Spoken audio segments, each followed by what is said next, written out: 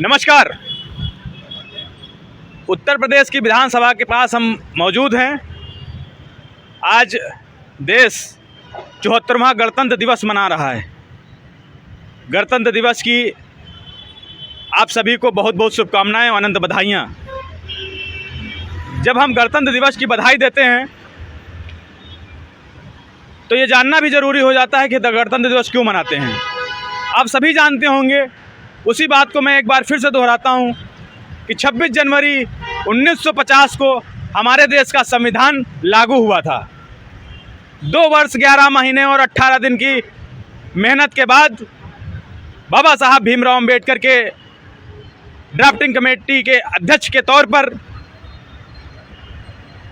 26 नवंबर 1949 को हमारे देश का संविधान बनकर तैयार हो गया था। इससे पहले भारत सरकार अधिनियम 1935 के तहत देश की सरकारों को चलाया जाता था, इस देश को चलाया जाता था। 26 नवंबर 1949 को संविधान बनने के बाद 26 जनवरी 1950 को हमारे देश को संविधान लागू कर दिया गया। मगर सवाल हमेशा एक प्रश्न चिन्ह लेके खड़ा होता है ये कि संविधान की दुहाई देने वाले लोग जो बात बात पे ये कहते हैं कि सर हमारा संविधान खतरे में है, सर हमारा संविधान खतरे में है। क्या देश का संविधान खतरे में हो सकता है? क्या देश का संविधान इतना कमजोर है कि वो खतरे में हो सकता है? जवाब होगा नहीं सर। आप राजनीतिक रोटियां सेक सकते हैं, आप अपना संगठन चला सकते हैं, आप अपनी पार्टी चला सकते हैं, लेकिन देश का संविधान खतरे में नहीं हो सकता सर। सर, जिस देश के संविधान से हमको मजबूती मिलती है उस देश का संविधान खतरे में कैसे हो सकता है? और मैं उन लोगों से कहना चाहता हूं कि जो लोग सुबह शाम दवाई की खुराक की तरह सुबह शाम दोपहर 3-3 बार एक बात को रट लगाए रहते हैं कि सर संविधान खतरे में है, उन लोगों को मैं कहना चाहता हूं कि कभी वो संविधान पढ़ने के भी अपना जोर दिमाग डालें, अपना समय निकाल के संविधान को पढ़ने की भी कोशिश करें कि संविधान जो हमें 6 मौलिक अधिकार देता है उसी के साथ साथ हमारे 11 मौलिक कर्तव्य भी होते हैं। इस देश में रहने के बाद हमारे कर्तव्यों का निर्वहन हम कितना करते हैं ये खुद पे दिल पे हाथ रख के आपको पूछना पड़ेगा।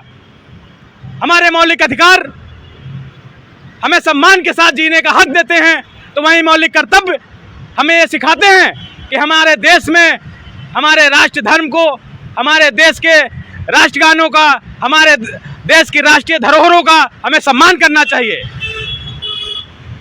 हमें महिलाओं का सम्मान करना चाहिए, हमें बुजुर्गों का सम्मान करना चाहिए, हमें देश का सम्मान करना चाहिए और हर वो कार्य करना चाहिए जिसमें देश का झंडा ऊंचा होता हो। और आप कह रहे हैं सर कि संविधान खतरे में है। नहीं सर, बिल्कुल गलत। संविधान खतरे में नहीं हो सकता। हाँ, खतरे में हो सकता है आपकी पार्टी, आपका संगठन, आपके लोग और आपकी राजनीतिक रोटियां। बाबा साहब भीमराव अंबेडकर की ड्राफ्टिंग कमेटी के अध्यक्ष होने के तौर पर दलित, शोषित, वंचित का मजदूर, किसान, युवा अपने आप को ठगा महसूस ना करे। हक के साथ अपने अधिकारों के लिए वो लड़ सकता है और ये जाके कह सकता है कि सर जिला न्यायालय से लेकर सुप्रीम कोर्ट तक उसके दरवाजे खुले हैं कि आपके अधिकारों का कोई उल्लंघन नहीं कर सकता है। नहीं कर सकता सर आपके मौलिक अधिकारों का उल्लंघन। मगर साथ में हमारा संविधान हमारे कर्तव्यों को भी याद दिलाता है कि सर हमारे कर्तव्य क्या हैं, हमें उन कर्तव्यों का पालन करना चाहिए। क्या हम पालन कर रहे हैं? हम जिस जगह खड़े हैं विधानसभा है, 403 विधायकों की विधानसभा, उत्तर प्रदेश का सबसे बड़ा जनसंख्या वाला प्रदेश और सबसे ज्यादा विधायकों का प्रतिनिधित्व करने वाला ये राज्य। यहां आकर क्या होता है आप सभी टीवी, बड़े बड़े न्यूज मीडिया चैनल्स में देखते रहते हैं। कोई पार्टी झंडी तख्ती लेके विधानसभा का वर्कआउट कर देता है सर, और कोई आकर अपने क्षेत्र की समस्याओं से अवगत कराने की कोशिश भी नहीं करता है। आपको ध्यान देना चाहिए कि आप जिस विधानसभा से चुनकर आए हैं सर, उनकी समस्याओं को सर्वोपरि यहां पर रखना आपका वो उचित धर्म बन जाता है। मगर क्या आप ये करते हैं? आप विपक्षी पार्टियों से हो सकते हैं, आप बाइकआउट कर देते हैं, वर्कआउट कर देते हैं, गलत चीज है। आपको जनता ने चुना है कि हमारे क्षेत्र के मुद्दों को आप विधानसभा में जाके उठाएंगे, और यहां आके आप क्या करते हैं, मुर्दाबाद जिंदाबाद के नारे। अरे सर, ये विधानसभा है, कोई राजनीतिक पार्टी का संगठन का ये मंच नहीं है। आपको समझने की जरूरत है कि आपको जो जनता चुन के भेजती है, उनके प्रश्नों को आपका कितना महत्व देना चाहिए। हम सामने खड़े हैं, यहाँ पे लिखा है नो पार्किंग जोन, फाइन 1500 रुपये, नगर निगम लखनऊ। और सामने देखिए सर, देखिए सर, क्या हम संविधान का पालन ऐसे करेंगे? ऐसा पालन करेंगे? जहां पे लिखा होगा सर यहां थूकना मना है, वही थूकेंगे। जहां पे लिखा होगा कि हम रोड क्रॉस नहीं कर सकते, हम उसको क्रॉस करके खड़े होंगे।